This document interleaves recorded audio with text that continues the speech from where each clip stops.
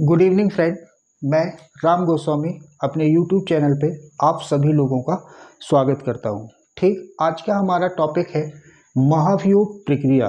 तो महाभियोग प्रक्रिया जानने से पहले थोड़ा सा हम इसके शाब्दिक अर्थ की बात करेंगे कि महाभियोग का अर्थ क्या होता है। तो महाभियोग का यदि शाब्दिक अर्थ की हम बात करें तो महाभियोग का शाब्दिक अर्थ होगा पद से हटाना। ध्यान दीजिए, महाभियोग का शाब्दिक अर्थ क्या हो जाएगा? पद से हटाना। दूसरा प्रश्न यह उठता है कि महाभियोग जैसे शब्द का प्रयोग किस पदाधिकारी को हटाने के लिए किया जा सकता है। ठीक, तो ध्यान दीजिएगा, यदि कोई आपसे पूछे कि भारत में महाभियोग प्रक्रिया किस पर लागू होती है या किसके लिए प्रयोग होती है, तो केवल और केवल राष्ट्रपति पर। यह चीज बहुत अच्छे से सुन लीजिए, बहुत अच्छे से ध्यान दीजिए।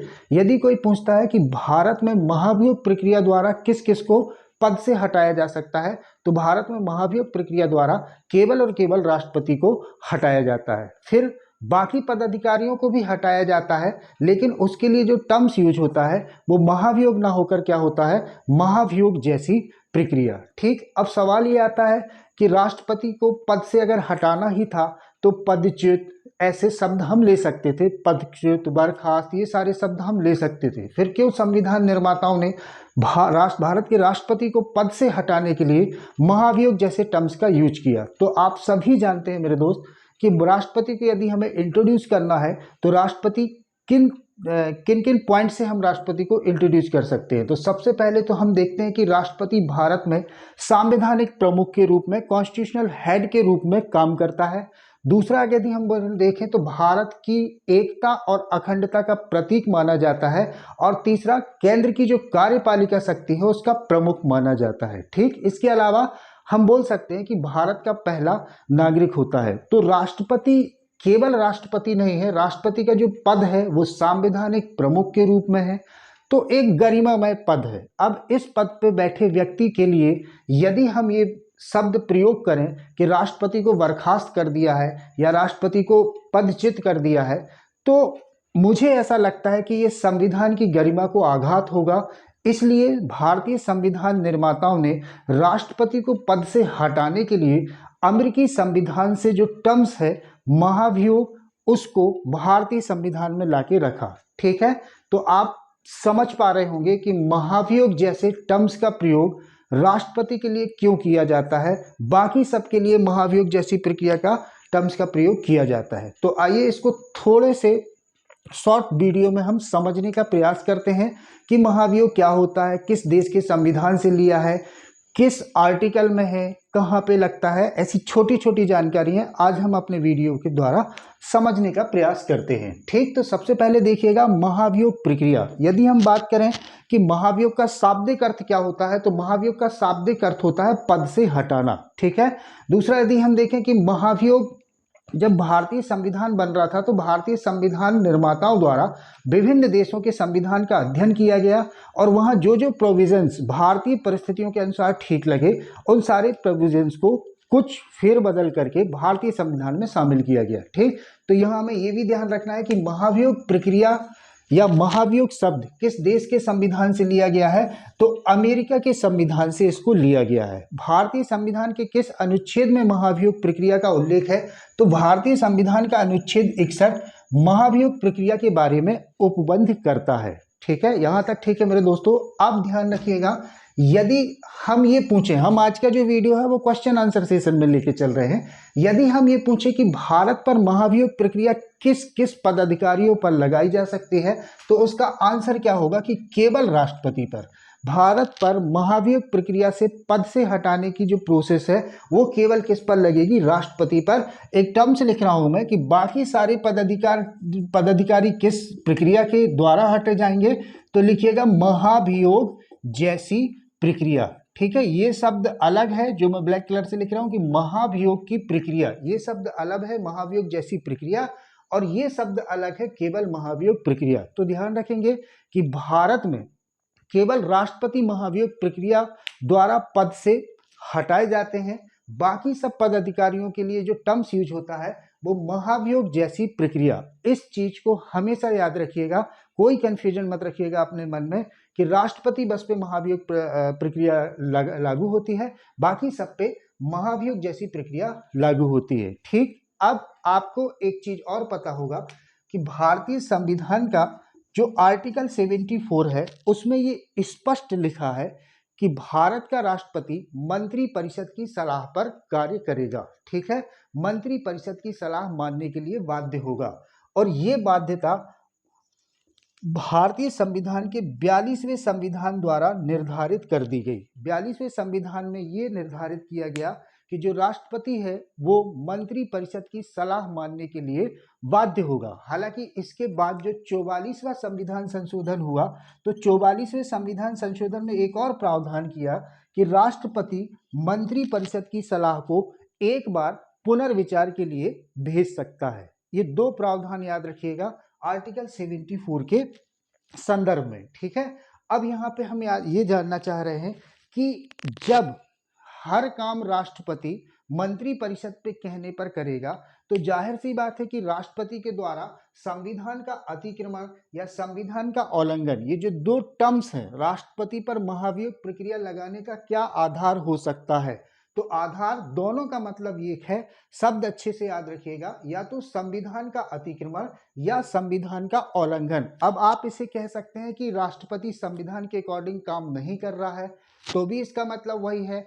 आप कह सकते हैं कि राष्ट्रपति नियम विरुद्ध काम कर रहा है तो भी इसका मतलब वही है। आप कह सकते हैं कि राष्ट्रपति तानाशाही हो गया है तो भी इसका मतलब यही है। बस लेकिन पॉलिटिकल साइंस या कॉन्स्टिट्यूशन के हिसाब से हमको शब्द क्या दिखना है, यदि कभी ऑब्जेक्टिव या वनडे एग्जाम में भी आता है तो वहां तानाशाह, नियम विरुद्ध या मनमानी तरीके से काम करना न लिख के क्या लिखा रहेगा, संविधान का अतिक्रमण या संविधान का उल्लंघन। ठीक है, तो अब प्रश्न ये आता है कि जब आर्टिकल 74 में ये स्पष्ट रूप से कह दिया है कि राष्ट्रपति जो भी कार्य करेगा मंत्री परिषद की सलाह पर करेगा, तो फिर राष्ट्रपति पर संविधान के अतिक्रमण का आरोप कैसे लग सकता है, क्योंकि राष्ट्रपति तो वही करेगा जो मंत्री परिषद कहेगा। लेकिन भारतीय निर्माताओं की जो सोच थी वो बहुत दूरगामी थी। ठीक, भारतीय संविधान निर्माताओं ने भारत का संविधान कुछ इस तरीके से बना के रखा है कि कोई शक्ति का दुरुपयोग ना कर पाए, किसी एक के हाथ में शक्ति ना हो पाए, कोई तानाशाह ना बन पाए। इसलिए भारतीय संविधान निर्माताओं की ये दूरगामी सोच रही हुई है कि हम एक ऐसे संविधान का निर्माण करेंगे जो बैलेंसिंग हो, एक दूसरे की शक्तियों पर बिना हस्तक्षेप किए एक दूसरे पर नियंत्रण रखा जा सके। और इसका एक बहुत अच्छा एग्जाम्पल राष्ट्रपति और प्रधानमंत्री या कार्यपालिका है। ठीक, वैसे तो आर्टिकल 74 में ये बोल दिया गया है कि राष्ट्रपति केवल वही काम करेगा जो मंत्री परिषद कहेगा, लेकिन कभी कभी या भविष्य में संविधान निर्माताओं की ये सोच रही होगी दूरगामी कि भविष्य में यदि राष्ट्रपति तानाशाह हो जाए तो उसको पद से हटाने की भी कोई प्रक्रिया संविधान में होनी चाहिए।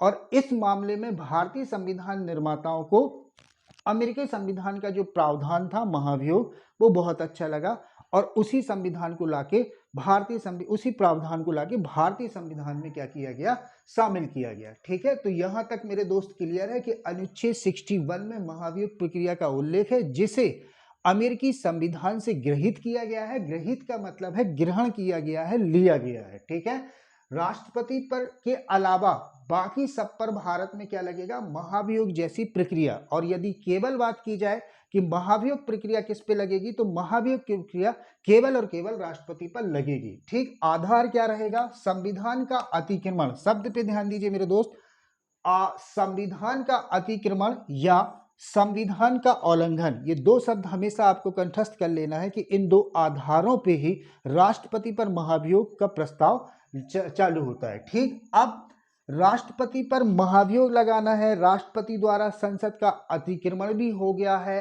अब प्रोसेस कहां से स्टार्ट हो, तो राष्ट्रपति पर महाभियोग प्रस्ताव की जो शुरुआत है वो संसद के किसी भी सदन से हो सकती है, चाहे वो अपर हाउस हो, चाहे वो लोअर हाउस हो, चाहे राज्यसभा हो, चाहे लोकसभा हो। ठीक है, तो राष्ट्रपति पर महाभियोग की जो प्रक्रिया लगती है वो कहां पर लगती है, तो संसद के किसी भी सदन में। संसद के किसी भी सदन में मतलब राज्यसभा में भी इसकी प्रक्रिया प्रारंभ हो सकती है और लोकसभा में इसकी प्रक्रिया प्रारंभ होती है। ठीक है, अब इसके बाद आवश्यक का मतलब कंडीशंस कह लें, शर्त कह लें या आवश्यक कह लें कि भारत के राष्ट्रपति के खिलाफ यदि आप किसी भी सदन में महाभियोग प्रस्ताव लेके आ रहे हो तो उसके लिए क्या जरूरी है, क्या आवश्यक है। तो दो बातें हमेशा ध्यान रखिएगा। पहली जो आवश्यक बात यह है कि यदि आप राष्ट्रपति के खिलाफ महाभियोग प्रस्ताव ला रहे हो तो जाहिर सी बात है या तो राज्यसभा में लेके आना है या तो लोकसभा में लेके आना है। तो राज्यसभा में लेके आ रहे हो या लोकसभा में लेके आ रहे हो, ये डजंट मैटर। ठीक, इंपॉर्टेंट क्या है कि जिस सदन में भी आप महाभियोग राष्ट्रपति के खिलाफ महाभियोग प्रस्ताव लेके आ रहे हो उस सदन के 1/4 सदस्यों का समर्थन उसके लिए जरूरी है। 1/4 सदस्य, कुल सदस्य संख्या का लेना है 1/4, कुल सदस्य संख्या का 1/4 सदस्य उस महाभियोग प्रस्ताव का समर्थन करे या उस पर हस्ताक्षर करे कि हाँ हम राष्ट्रपति के खिलाफ महाभियोग प्रस्ताव लाने के लिए एग्री हैं। और दूसरी कंडीशंस क्या है कि किसी भी राष्ट्रपति के खिलाफ यदि आप महाभियोग प्रस्ताव लेके आ रहे हैं तो सबसे आवश्यक बात जो है वो क्या है कि उस राष्ट्रपति को आप 14 दिन पूर्व लिखित सूचना देंगे। 14 दिन पूर्व क्या करेंगे, आप उस राष्ट्रपति को लिखित रूप से सूचना देंगे जिसमें आप ये बताएंगे कि हम आपके खिलाफ इस आरोप पर इस सदन में महाभियोग प्रस्ताव ला रहे हैं। तो ये दोनों चीजें याद रखिएगा कि किसी भी राष्ट्रपति के खिलाफ महाभियोग प्रस्ताव लाने के लिए दो आवश्यक शर्तें क्या हैं कि जिस सदन में उसको लेके आ रहे हैं उसकी कुल सदस्य संख्या का 1/4 सदस्य उस प्रस्ताव पर समर्थन या हस्ताक्षर होना चाहिए। और दूसरी कंडीशन जो है, दूसरी कंडीशन क्या है कि दूसरी कंडीशन ये है कि राष्ट्रपति को 14 दिन पूर्व आपको लिखित सूचना देना है कि हम आपके खिलाफ महाभियोग प्रस्ताव ला रहे हैं। अब इसको थोड़ा सा हम डायग्राम के थ्रू समझने का प्रयास करते हैं। ये पार्लियामेंट का एक डायग्राम है, संसद, जिसके हमने 2 सदन बना के रखे हैं। इसका तीसरा जो अंग होता है राष्ट्रपति, इस टॉपिक में समझने के लिए हमने राष्ट्रपति को अभी यहाँ पे नहीं बनाया है। अब देखिए एक टर्म्स यूज होता है इसमें, दूसरा सदन, एक टर्म्स यूज होता है दूसरा सदन। तो ध्यान दीजिएगा, दूसरा सदन पर्टिकुलर ना तो हम राज्यसभा को बोल रहे हैं और ना ही हम लोकसभा को बोल रहे हैं। दूसरा सदन किस सेंस में होगा इसको समझने का प्रयास करिए। यदि राष्ट्रपति पर महाभियोग प्रक्रिया राज्यसभा से स्टार्ट हो रही है तो दूसरा सदन लोकसभा हो जाएगा, और यदि महाभियोग की प्रक्रिया लोकसभा से स्टार्ट हो रही है तो दूसरा सदन क्या हो जाएगा, राज्यसभा। तो यहां देखिएगा राज्यसभा और लोकसभा 2 सदन है, इसमें 1/4 लोगों का समर्थन चाहिए यदि प्रस्ताव यहां लाया जा रहा है, और यदि प्रस्ताव यहां लाया जा रहा है तो 1/4 लोगों का समर्थन चाहिए। अभी हम एक एग्जाम्पल के लिए समझ लेते हैं कि किसी राष्ट्रपति पर महाभियोग का जो प्रस्ताव है वो राज्यसभा में लेके आ रहे हैं। तो आपको पता है महाभियोग प्रस्ताव सदन में लाने के लिए कितने लोगों का समर्थन चाहिए, 1/4 लोगों का समर्थन। अब ध्यान दीजिए, हाँ ये केवल इस बात का समर्थन है कि हाँ आप राष्ट्रपति के खिलाफ महाभियोग प्रस्ताव सदन में ला सकते हैं। ठीक है, अभी वो पास भी हो सकता है और पास नहीं भी हो सकता है। ठीक है, तो 1/4 सदस्यों के समर्थन द्वारा राज्यसभा में मान लीजिए महाभियोग प्रस्ताव आ गया। अब इस महाभियोग प्रस्ताव पर राज्यसभा में बहस होगी, चर्चाएं होंगी, मतदान होगा, और यदि राज्यसभा ने इस महाभियोग प्रस्ताव को अपने 2/3 बहुमत से पारित कर दिया तो अब ये महाभियोग प्रस्ताव कहां चला जाएगा, दूसरे सदन में। तो ध्यान दीजिए मैंने ये वर्ड लिखा था दूसरा सदन, तो दूसरे सदन का मतलब समझिएगा, यदि प्रोसेस राज्यसभा से स्टार्ट हो रही है तो उस कंडीशन में दूसरा सदन लोकसभा, और यदि प्रोसेस लोकसभा से स्टार्ट हो रही है तो उस कंडीशन में दूसरा सदन राज्यसभा होगा। ठीक है, अब दूसरे सदन में जब पहले सदन से पारित होकर महाभियोग प्रस्ताव दूसरे सदन में आता है तो दूसरे सदन जो दूसरा सदन होता है इस प्रस्ताव पे केवल इन्वेस्टिगेशन का काम करता है। देखिए दूसरे सदन पे दूसरा सदन प्रस्ताव का अन्वेषण करेगा, इन्वेस्टिगेशन करेगा। इसका मतलब ये है कि दूसरा सदन केवल इस बात की जांच पड़ताल करेगा कि जो पहले सदन ने राष्ट्रपति पर जो एलिगेशंस लगाए हैं और उनको पास किए हैं वो सही हैं या नहीं। और ध्यान दीजिएगा यहीं पर राष्ट्रपति को अपनी सफाई पेश करने का अधिकार होगा या राष्ट्रपति को अपना पक्ष रखने का अधिकार होगा। कब होगा, जब दूसरा सदन राष्ट्रपति के खिलाफ लाए गए महाभियोग प्रस्ताव का इन्वेस्टिगेशन करता है, उसी समय राष्ट्रपति को अपना पक्ष रखने का अधिकार होता है। अब राष्ट्रपति अपना पक्ष या तो स्वयं उपस्थित होकर रखे या अपने वकील के माध्यम से रखे। ठीक है, राष्ट्रपति द्वारा अपना पक्ष रखने के साथ साथ दूसरे सदन ने यदि इन्वेस्टिगेशन करके इस प्रस्ताव को 2/3 बहुमत से पारित कर दिया तो समझा जाता है कि राष्ट्रपति पर महाभियोग की प्रक्रिया पूरी हुई और उसी डेट से राष्ट्रपति को अपने पद से हटना होता है। तो बस इतनी सी है ये महाभियोग प्रक्रिया, इसको समझने का आप प्रयास करिएगा। अब महाभियोग प्रक्रिया से लेकर यदि किसी भी वनडे एग्जाम में कोई भी क्वेश्चन आता है तो मुझे ऐसा विश्वास है कि आप लोग यदि मेहनत कर रहे हैं और ठीक से पढ़ रहे हैं तो इस टॉपिक में ऐसा कुछ भी नहीं है जो ऐसा छूटा जाए कि महाभियोग से रिलेटेड आपसे ऑब्जेक्टिव ना बने। यदि हम पीसीएस की बात करें, मेंस एग्जाम की बात करें, तो एक शॉर्ट नोट आता है इम्पीचमेंट प्रोसेस पर या महाभियोग प्रक्रिया पर टिप्पणी कीजिए या महाभियोग प्रक्रिया को समझाइए। ठीक है, और अलग अलग स्टेट्स में वर्ड लिमिट मान के चलिए 30 शब्द, 40 शब्द या 50 शब्द तक हो सकती है, 60 शब्द तक हो सकती है, डिपेंड करता है कि किस स्टेट का वो पीसीएस है। ठीक है, तो उस हिसाब से भी ये मैटर है। बस आपको क्या करना है कि यदि आपको 50 वर्ड्स के अराउंडिंग आसपास आपको लिखना है तो इनको फिर सेंटेंस बनाना पड़ेगा आपको 1-2 पैराग्राफ में। ठीक, तो एक बार शॉर्ट में रिवीजन कर लेते हैं कि महाभियोग का जो अर्थ होता है वो पद से हटाना होता है। महाभियोग प्रक्रिया का जो प्रावधान है वो अमेरिका के संविधान से लिया है। महाभियोग प्रक्रिया भारतीय संविधान के अनुच्छेद 61 में है।